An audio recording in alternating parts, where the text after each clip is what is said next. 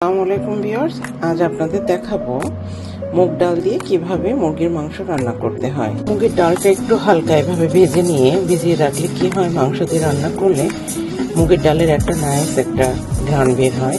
এখন আমি এটা ভিজিয়ে রাখবো প্রায় আধা ঘন্টা। এখন আমি মাংসটাকে রেডি করবো।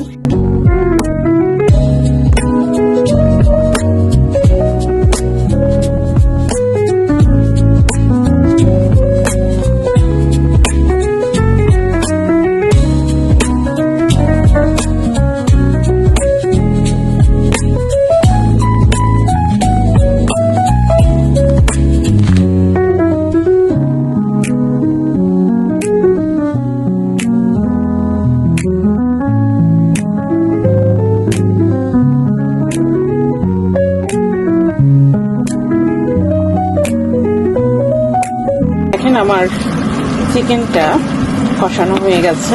এখন আমি এর ভিতরে মুগের ডালটা অ্যাড করব।